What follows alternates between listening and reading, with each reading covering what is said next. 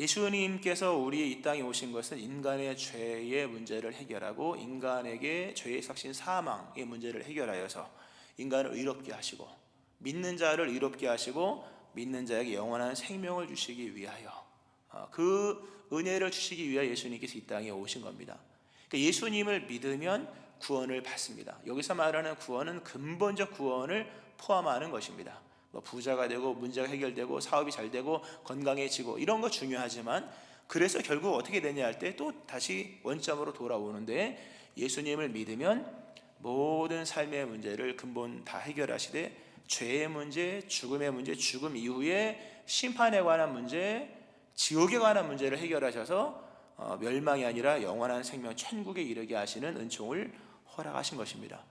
이것이 먼 얘기죠. 사실 굉장히 먼 얘기입니다만 그러나 멀지 않은 이야기고 비껴나갈 수 없는 우리의 아주 중대한 문제인 것인데 예수님께서 이 모든 문제를 해결하셨습니다. 이게 성탄의 깊은 소식이죠. 우리 너희를 위하여 구주가 나셨다. 참 귀한 말씀인데요. 우리가 이제 이러한 메시지가 사실 사순절, 그러니까 예수님의 십자가의 죽으심과 그리고 부활이라고 하는 그 부활절 또는 사순절에도 그 말씀이 있죠. 그러나 성탄에게는 좀 다른 어떤 이 복음의 또 다른 면이 이제 부각이 되는데요. 우리를 위한 구주일 뿐만 아니라 구원자로 오셨을 뿐만 아니라 그분이 바로 우리를 위해서 오셨다라고 하는 겁니다. 좀 설명을 드리면요.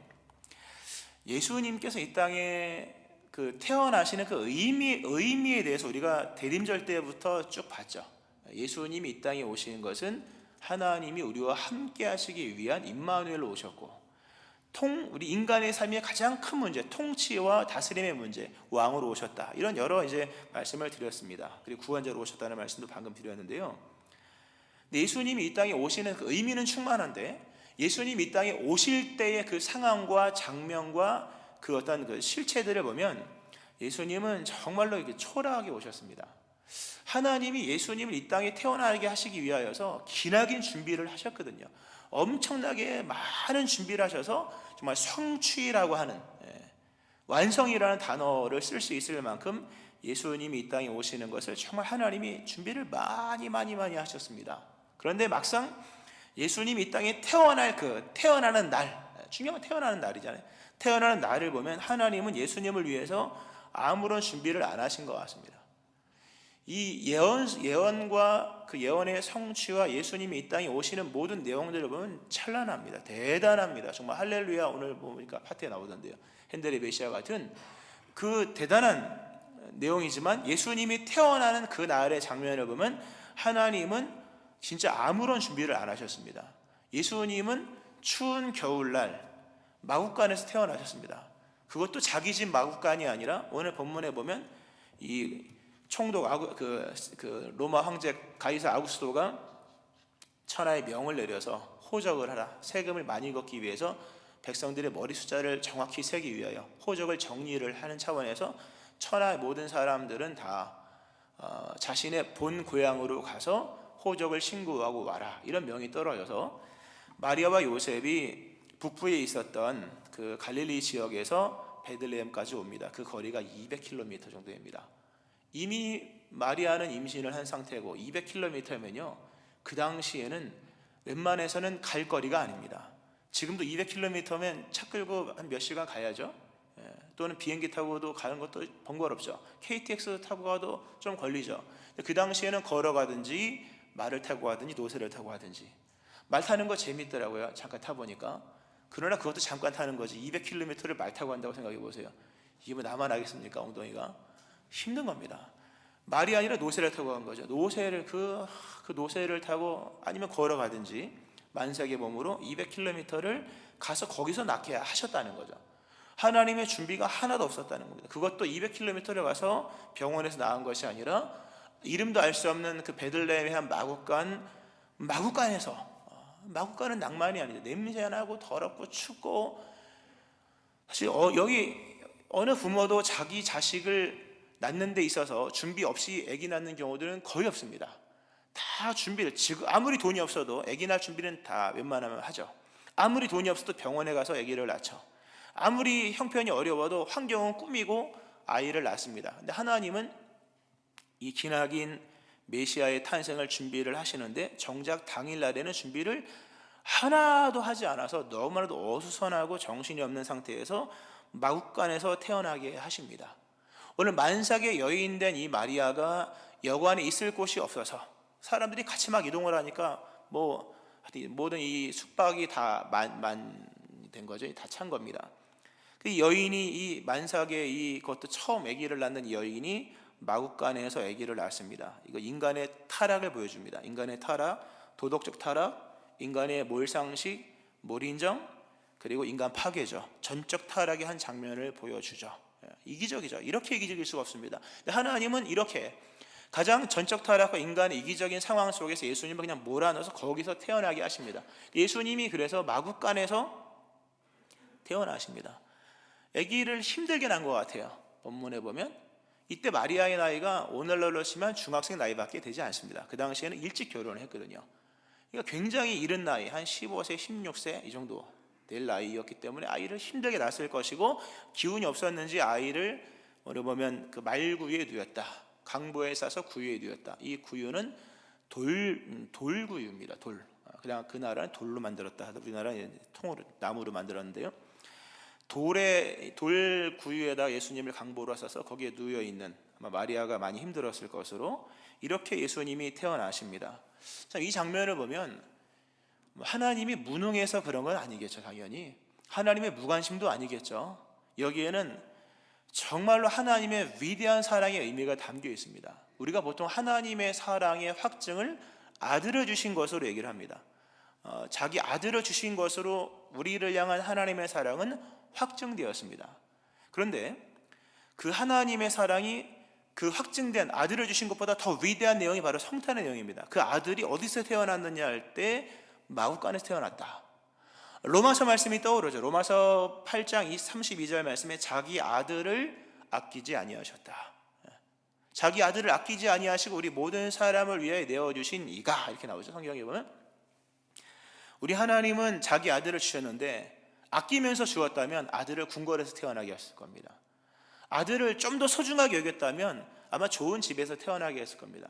아니 최소한이라도 아꼈다면 예수님을 이렇게 마구간에 태어나게 하지 않으셨을 겁니다. 어느 부모가 자기 태어나는 신생아를 아끼지 않겠습니까? 하나님은 안 아꼈다는 거죠. 여기서 아꼈다는 증거를 댈 수가 없잖아요. 안 아꼈습니다. 상황, 그 당시의 국가적인 환경이나 민족적 환경이나 또는 이렇게 그 어떤 그 상황적인 정황 속에서도 하나님은 예수님을 아끼지 아니하셨다는 거죠. 아들을 주셨다는 부분보다 더 위대한 것은 자기 아들을 근데 아끼지 아니하고 그냥 내어주셨다는 겁니다. 왜 이렇게 아들을 아끼지 아니하시고 내어주셨을까?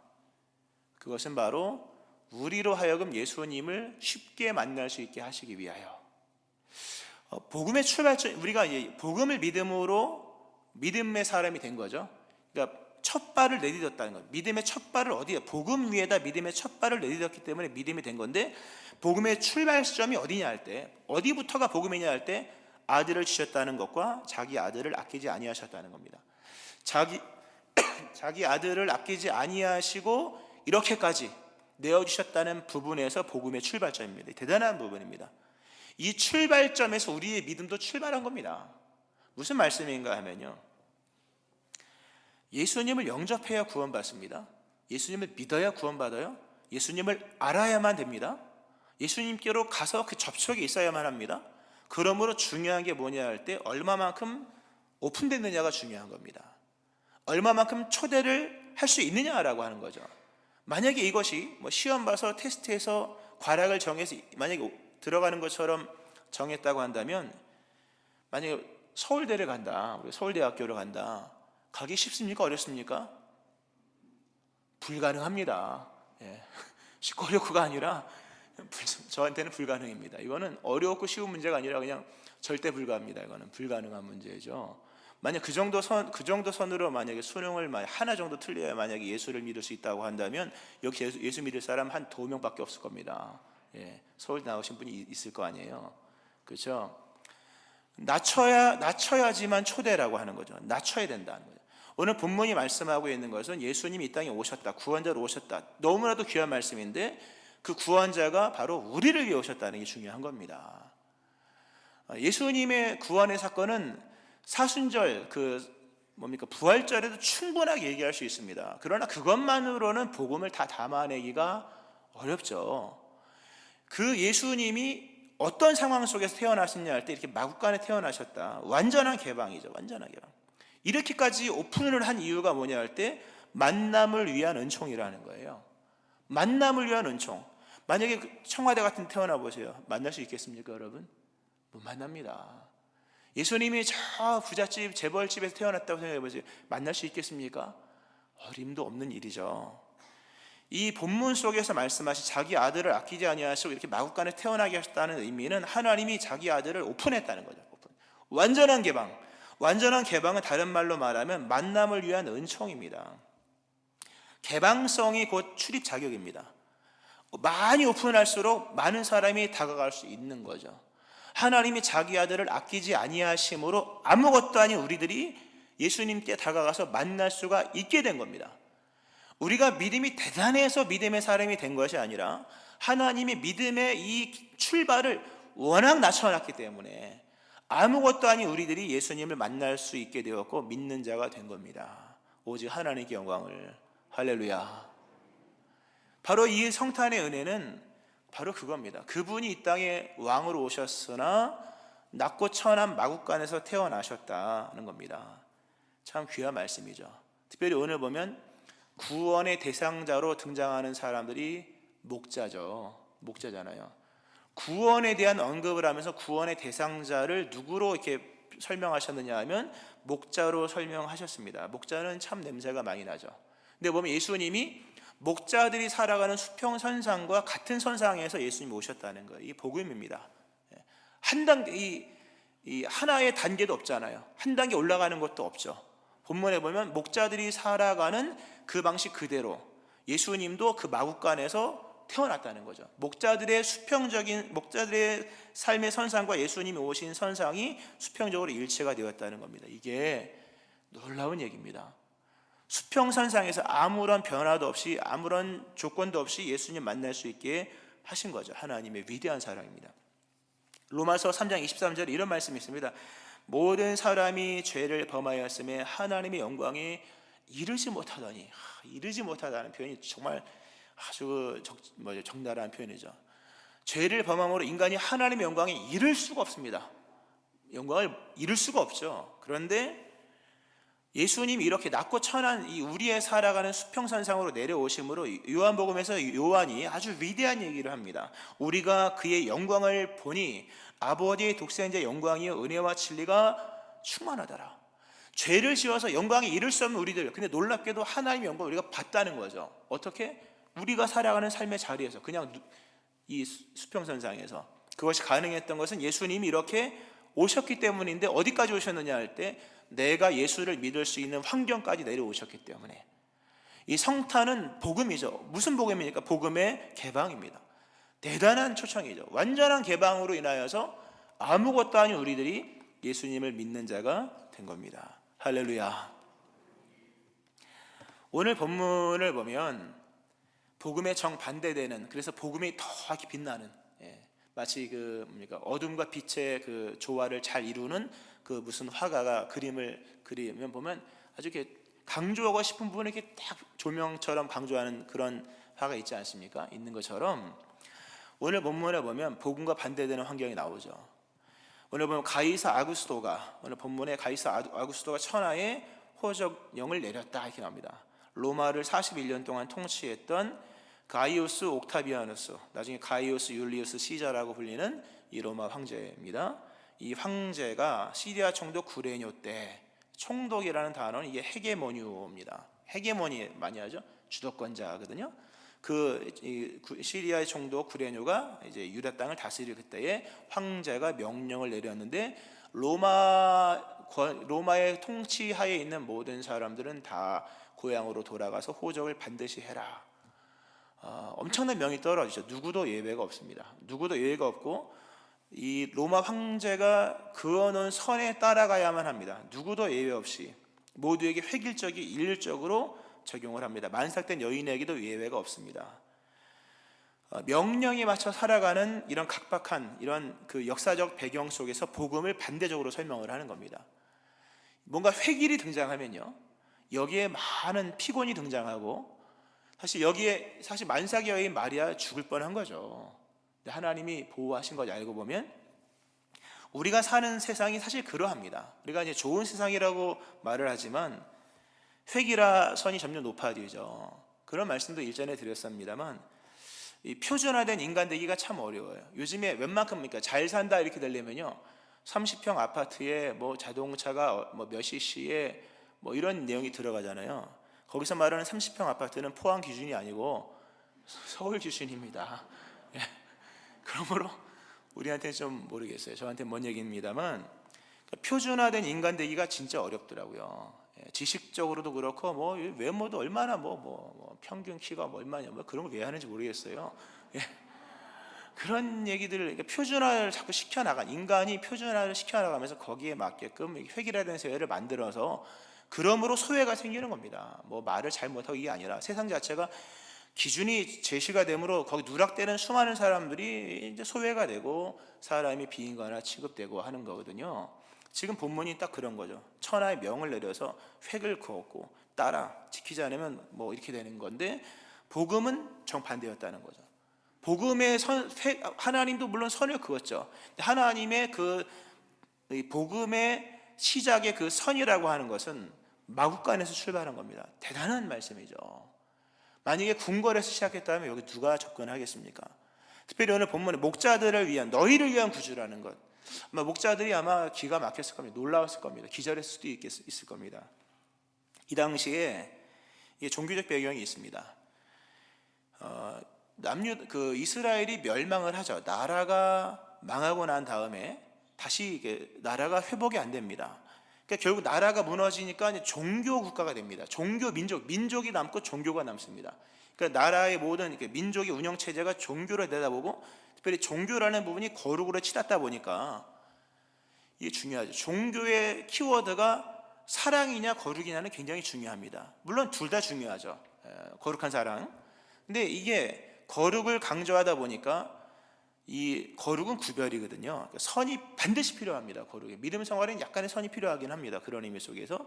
그러다 보니까 거룩한 민족이 되기 위해서 이 선을 자꾸 긋는 거죠. 더 선명하게 긋다 보니까 이렇게 양을 치고 더럽고 냄새나는 직종에 있는 사람들은 이 민족에 들어갈 수가 없는 겁니다.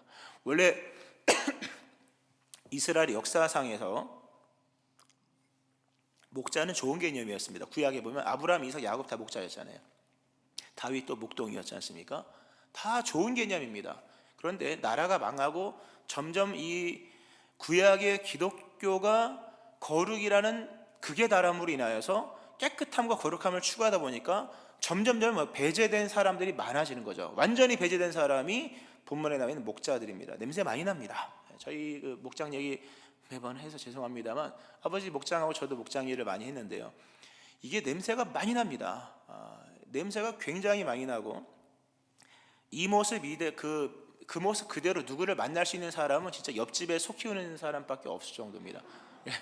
그게 그 모습 그대로 가서 만날 수 있는 사람은 진짜 없습니다. 신발도 갈아 신어야 되고 옷도 갈아입어야 되고 머리도 뭐 다 전신 목욕을 해도 여전히 냄새가 나더라고요. 옛날에 보면, 청년 때 보면요. 그러니까 목자들은 배제가 된 거죠, 당연히. 왜냐하면 냄새나고 이런 상황 속에서. 그러니까 목자들이 메시아를 기다렸지만 메시아 앞에 설 수 있는 자신이 없었습니다. 워낙 더럽고 냄새나니까. 근데 하나님이 목자들을 위한 구원자를 보내셨는데, 놀랍게도 참 친절하게도 예수님을 마국간에서 태어나게 하신 겁니다. 그러니까 목자들이 옷도 안 갈아입고 그대로 가서 만날 수가 있는 것이요, 머리도 감지 않고, 목자들은 이 당시에 한번 출타하면 뭐 1, 2주 기본이잖아요. 양치질을 했겠습니까? 그 모습 그대로 가서 예수님을, 그러니까 자신들을 위한 구주를 만날 수 있게 하셨다는 거죠. 대단한 말씀입니다. 더 이상 배척되는 사람이 없다는 겁니다. 예수님이 그런 말씀을, 주의 성령이 내게 임하셨으니 이는 가난한 자들에게 복음을 전하게 하시려고 나를 보내사 포로로 된 자에게 자유를, 눈먼 자에게 다시 보게 함을 전파하며 눌린 자를 자유롭게 하고 주의 은혜를 전파하게 하려 하심이라. 이 글이 오늘 너희에게 응하였다 라는 말씀이 누가복음에 나오죠. 거기 보면 가난한 자, 그리고 포로된 자, 눈먼 자, 눌린 자 나오거든요. 가난한 자, 그리고 포로된 자, 눈먼 자, 눌린 자 나옵니다. 다 그 당시에 구원에서 배제된 사람들입니다. 가난하면 거룩할 수 없고요, 포로도 거룩할 수 없고, 눈먼 자 거룩할 수 없죠. 눌린 자도 거룩할 수가 없습니다. 거룩하게 될 시간이 없습니다. 다 배제된 사람인데 예수님이 오셔서 복음은 그들의 것이야, 이겁니다. 대단한 겁니다. 믿음은 그렇게 출발된 것이고, 오늘 우리에게 주어진 그리스도 예수의 복음의 위대함이 바로 거기 있는 겁니다. 아들을 주셨다는 사실뿐만 아니라 아들을 아끼지 아니하시고 우리의 삶의 수평선상에서 예수님을 믿을 수 있도록 그렇게 허락하셨다는 겁니다. 예수님이 거룩으로 치달은 종교를 사랑의 종교로 완전히 바꾸는 겁니다. 대단한 말씀입니다. 기독교는 거룩의 종교이지만 동시에 사랑의 종교입니다. 너무 거룩만 하면 바리새인이 됩니다. 물론 너무 사랑만 하면 또 이게 혼합이 될 수 있겠죠. 그러나 둘 적절하게 다 해야겠죠. 하나님께서 이렇게 목자들을 구원하시는 그 상징적 의미죠. 더럽고 냄새나고 벗어날 수 없는 이런 상황 속에 놓여 있는 이 냄새나는 사람들을 구원하시기 위한 구주로서 예수님께서 오셨다는 겁니다. 말씀을 좀 정리를 하면서요, 예수님을 믿으면 구원받는데 이 초대 장면이, 이 개방하는 장면이 완전합니다. 완벽한 초대, 완전한 초대. 누구도 예수님을 다 믿을 수 있게 하셨습니다. 이 중요한 얘기입니다. 예수 믿어서 구원받지 못할 사람은 없습니다. 여러분도 예수님을 믿으면 구원받을 수 있습니다. 왜? 예수님은 여러분이 만날 수 있는 선상으로 왔기 때문에. 목자들의 삶의 수평선상과 예수님이 오신 그 삶의 자리는 아주 정확히 딱 일치를 합니다. 여기서 중요한 게 하나 있습니다. 예수님을 찾아야 한다는 사실입니다. 오늘 예수님께서 이제 목자들의 구주로 오셨지 않습니까? 참 귀한 말씀인데요. 그러나 한 가지 목자들에게, 그러나 너희가 가서 찾아가야 된다. 예수님을 찾아가죠. 아마 열심히 찾았을 겁니다. 신앙은 그러한 겁니다. 하나님의 초대가 먼저 있는 것이요, 초대에 응하는 삶을 사셔야만 합니다. 아직도 예수님을 못 만났다. 그건 안 찾았기 때문입니다. 예수님이 여러분의 삶에 안 오신 것이 아니라 찾지 않았기 때문입니다. 예수님은 여러분을 만날 준비를 다 하고 오셨습니다. 여러분의 삶의 상황, 정황, 형편, 그 모습 그대로 예수님 만날 수 있습니다. 내가 예수님을 만나기 위해서 특별하게 뭘 할 게 아니라 다만 찾기만 하면 됩니다. 영접하기만 되는 겁니다. 예수님을 찾기 위해서 좀 더 힘을 쓰고 애를 쓰면 분명히 여러분 반경 안에 있는 예수님을 만나게 될 것이고, 그 예수님으로 말미암아 구원이 여러분의 것이 되는 것이죠. 말씀 읽겠습니다. 이 성탄은 위대한 하나님의 사랑입니다. 이렇게까지 예수님이 태어나셨다는 거죠. 우리를 구원하시기 위한 하나님의 열렬한 사랑이죠. 그러므로 이러한 믿는 믿음을 가지고 행동하면서, 그리고 예수님을 찾아가는 믿는 믿음 속에서 이토록 우리를 구원하기 위해 오신 우리의 구원자 예수님을 만나고 믿고 영접함으로 인하여서 구원이 여러분의 것이 되기를 바라고, 그 구원의 은총 가운데 찬송하며 인생이 새로워지는 이런 역사가 여러분과도 일어나기를 주의 이름으로 축원합니다.